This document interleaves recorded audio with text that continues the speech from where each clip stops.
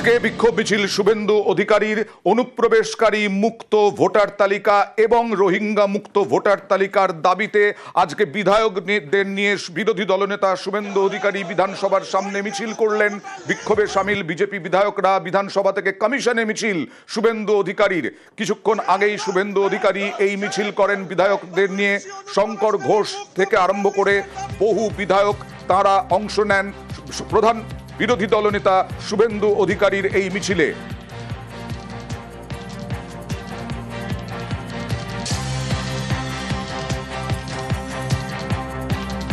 রোহিঙ্গাদেরকে মমতা ব্যানার্জি আশ্রয় দিতে চান। ফেক আধার কার্ড, ফেক এপিক কার্ড বানিয়ে দিয়েছেন মমতা ব্যানার্জি। গোটা ভারতকে শেষ করছেন মমতা ব্যানার্জি। আমরা এখানে ইলেকশন কমিশন অফিসে বিজেপির 50 জন এমএলএ এসেছি। আজকে ভোটার তালিকা থেকে সমস্ত রোহিঙ্গা মুসলমানদের নাম বাদ দিতে হবে বিহারের মতো। এই দাবিতে আমরা এসেছি। আমরা কোন ভারতীয়র বিরুদ্ধে নই। হিন্দু, মুসলিম, শিখ, খ্রিস্টান, জৈন, পার্সি, বুদ্ধিস্ট কারোর বিরুদ্ধে নেই। কিন্তু এই বাংলায় কোন রোহিঙ্গা মুসলমানকে আমরা ভোটার তালিকায় থাকতে দেব না।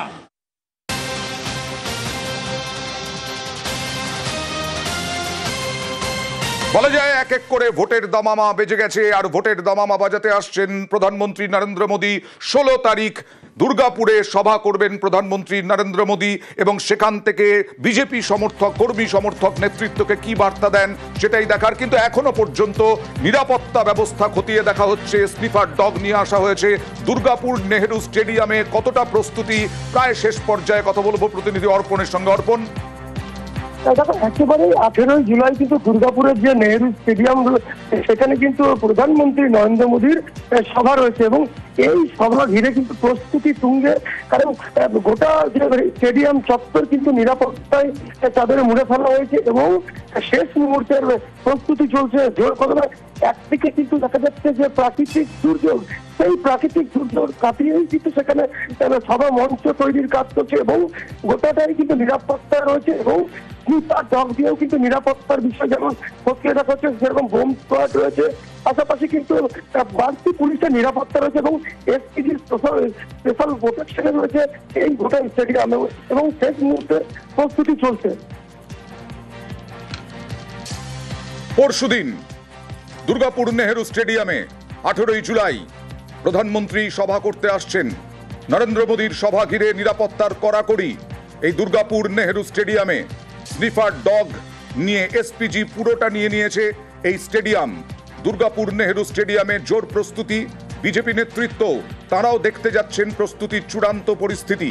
আর এই মুহূর্তে যা জানা যাচ্ছে, প্রধানমন্ত্রী নরেন্দ্র মোদী তিনি আসবেন 18 জুলাই এবং বিজেপি কর্মী সমর্থক, বিশেষ করে বিজেপির নয়া সভাপতি দায়িত্ব গ্রহণ করার পরে শ্রমিক ভট্টাচার্যের উপস্থিতিতে কি বার্তা দেন, সেখানে দিলীপ ঘোষের কি ভূমিকা হয়, সেই সবও নজর থাকবে রাজনৈতিক বিশ্লেষকদের।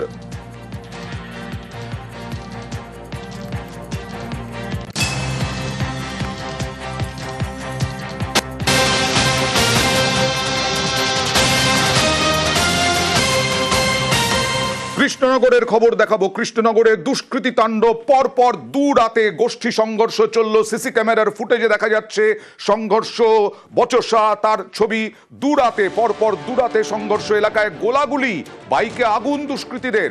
কৃষ্ণনগরের চকের পাড়া এলাকায় উত্তেজনা। কথা বলবো প্রতিনিধি সমীরের সঙ্গে। সমীর, কি নিয়ে এরকম অবস্থা কৃষ্ণনগর শহরের কোথায়? দেখো, কৃষ্ণনগর শহরে দুষ্কৃতীদের গোষ্ঠীদ্বন্দ্ব কিন্তু প্রথম নয়, এর আগেও হয়েছে। গত পরশু রাতে কৃষ্ণনগরের চকেরপাড়া এলাকায় এই দুই গোষ্ঠী লড়াই বাঁধে। অভিযোগ, সেই সময় ওই এলাকারই বাসিন্দা মন্ডল নামে বেশ কয়েকজন দুষ্কৃতী তারা ওই এলাকার কয়েকজন যুবকের উপর হামলা চালায় এবং কয়েক রাউন্ড গুলি চালায় বলে অভিযোগ। সেই সময় ওই যুবকরা বাইক থেকে পালিয়ে যায়, তাদের বাইকেও আগুন ধরে দেওয়ার অভিযোগ ওঠে। এরপরে পুলিশ সেখানে যায়, পুলিশ সেখানে গিয়ে গুলির খোল উদ্ধার করে এবং ঘটনা তদন্ত শুরু করে। এরপরে কিন্তু পরিস্থিতি শান্ত হয় এবং এর পাশাপাশি গতকাল পরশু রাতে যে যুবকরা আক্রান্ত হয়েছিল তারা কিন্তু দল বেঁধে এই যুগমন্ডলের বাড়ির দিকে আবার হামলা চালায় পাল্টা।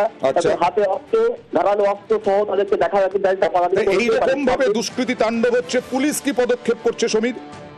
দেখো এখনো পর্যন্ত পুলিশ কিন্তু এই বিষয়ে নিষ্ক্রিয় রয়েছে, পুলিশের পক্ষ থেকে কোনো ভূমিকা নিতে দেখা যায়নি। কারণ এই যে দ্বন্দ্ব, এর ফলে আতঙ্কিত এলাকাবাসী কিন্তু এখনো পর্যন্ত এই অভিযুক্তদের বিরুদ্ধে কোনো আইনগত পদ্ধতি নেওয়া হয়নি বা কাউকে কিন্তু এখনো পর্যন্ত গ্রেপ্তার করা হয়নি। পুলিশ জানিয়েছে তাদের ইতিমধ্যে তারা অভিযোগ দায়ের করবে, মধ্যে কমপ্লেন করবে এবং অভিযুক্তদের গ্রেপ্তার করার চেষ্টা চলছে পুলিশ জানিয়েছে, কিন্তু এখনো পর্যন্ত এ বিষয়ে কোনো উদ্যোগ দেখা যায়নি। তবে দেখা যাক দ্রুত কি পদক্ষেপ করে পুলিশ, কারণ সাধারণ মানুষের মধ্যে আতঙ্ক ছড়াবে এরকম পরপর দু রাতে যদি এরকম দুষ্কৃতীদের গোষ্ঠী সংঘর্ষ হয়। আজকে বিক্ষোভ মিছিল শুভেন্দু অধিকারীর অনুপ্রবেশকারী মুক্ত ভোটার তালিকা এবং রোহিঙ্গা মুক্ত ভোটার তালিকার দাবিতে আজকে বিধায়কদের নিয়ে বিরোধী দলনেতা শুভেন্দু অধিকারী বিধানসভার সামনে মিছিল করলেন। বিক্ষোভে সামিল বিজেপি বিধায়করা। বিধানসভা থেকে কমিশনে মিছিল শুভেন্দু অধিকারীর। কিছুক্ষণ আগেই শুভেন্দু অধিকারী এই মিছিল করেন বিধায়কদের নিয়ে।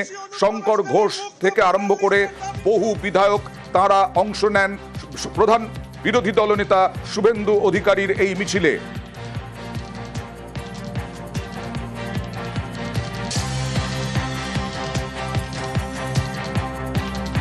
রোহিঙ্গাদেরকে মমতা ব্যানার্জি আশ্রয় দিতে চান, ফেক আধার কার্ড, ফেক এপিক কার্ড বানিয়ে দিয়েছেন মমতা ব্যানার্জি। গোটা ভারতকে শেষ করছেন মমতা ব্যানার্জি। আমরা এখানে ইলেকশন কমিশন অফিসে বিজেপির 50 জন এমএলএ এসেছি। আজকে ভোটার তালিকা থেকে সমস্ত রোহিঙ্গা মুসলমানদের নাম বাদ দিতে হবে বিহারের মতো, এই দাবিতে আমরা এসেছি। আমরা কোন ভারতীয়র বিরুদ্ধে নই, হিন্দু মুসলিম শিখ খ্রিস্টান জৈন পার্সি বুদ্ধিস্ট কারোর বিরুদ্ধে নেই, কিন্তু এই বাংলায় কোন রোহিঙ্গা মুসলমানকে আমরা ভোটার তালিকায় থাকতে দেব না।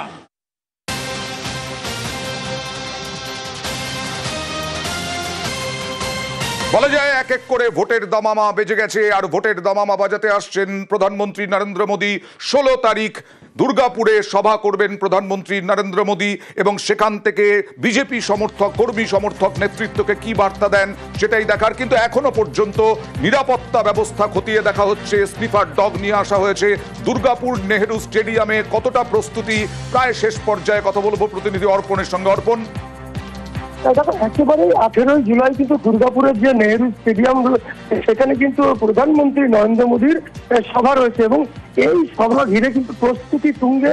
কারণ গোটা যে স্টেডিয়াম চত্বর কিন্তু নিরাপত্তায় তাদের মুড়ে ফেলা হয়েছে এবং শেষ মুহূর্তের প্রস্তুতি চলছে জোর কদমে। একদিকে কিন্তু দেখা যাচ্ছে যে প্রাকৃতিক দুর্যোগ, সেই প্রাকৃতিক দুর্যোগ কাটিয়েই কিন্তু সেখানে সভা মঞ্চ তৈরির কাজ করছে এবং গোটাটাই কিন্তু নিরাপত্তা রয়েছে এবং স্নিফার ডগ দিয়েও কিন্তু নিরাপত্তার বিষয় যেমন খতিয়ে দেখা হচ্ছে, সেরকম বোম স্কোয়াড রয়েছে। পাশাপাশি কিন্তু বাড়তি পুলিশের নিরাপত্তা রয়েছে এবং এসপিজি স্পেশাল প্রোটেকশনে রয়েছে এই গোটা স্টেডিয়ামে এবং শেষ মুহূর্তে প্রস্তুতি চলছে। পরশুদিন দুর্গাপুর নেহেরু স্টেডিয়ামে 18 জুলাই প্রধানমন্ত্রী সভা করতে আসছেন। নরেন্দ্র মোদীর সভা ঘিরে নিরাপত্তার কড়াকড়ি এই দুর্গাপুর নেহেরু স্টেডিয়ামে। স্নিফার ডগ নিয়ে এসপিজি পুরোটা নিয়ে নিয়েছে এই স্টেডিয়াম। দুর্গাপুর নেহেরু স্টেডিয়ামে জোর প্রস্তুতি। বিজেপি নেতৃত্ব তারাও দেখতে যাচ্ছেন প্রস্তুতির চূড়ান্ত পরিস্থিতি। আর এই মুহূর্তে যা জানা যাচ্ছে, প্রধানমন্ত্রী নরেন্দ্র মোদী তিনি আসবেন 18 জুলাই এবং বিজেপি কর্মী সমর্থক, বিশেষ করে বিজেপির নয়া সভাপতি দায়িত্ব গ্রহণ করার পরে শ্রমিক ভট্টাচার্যের উপস্থিতিতে কি বার্তা দেন, সেখানে দিলীপ ঘোষের কি ভূমিকা হয়, সেই সবও নজর থাকবে রাজনৈতিক বিশ্লেষকদের।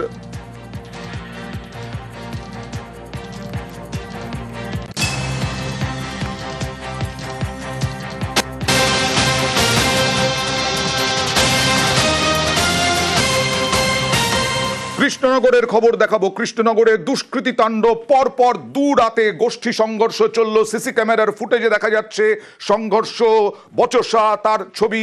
2 রাতে পরপর 2 রাতে সংঘর্ষ, এলাকায় গোলাগুলি, বাইকে আগুন দুষ্কৃতীদের। কৃষ্ণনগরের চকের পাড়া এলাকায় উত্তেজনা। কথা বলবো প্রতিনিধি সমীরের সঙ্গে। সমীর, কি নিয়ে এরকম অবস্থা? কৃষ্ণনগর শহরের কোথায়? দেখো অয়নদা, কৃষ্ণনগর শহরে দুষ্কৃতীদের গোষ্ঠীদ্বন্দ্ব কিন্তু প্রথম নয়, এর আগেও হয়েছে। গত পরশু রাতে কৃষ্ণনগরের চকেরপাড়া এলাকায় এই দুষ্কৃতী লড়াই বাঁধে।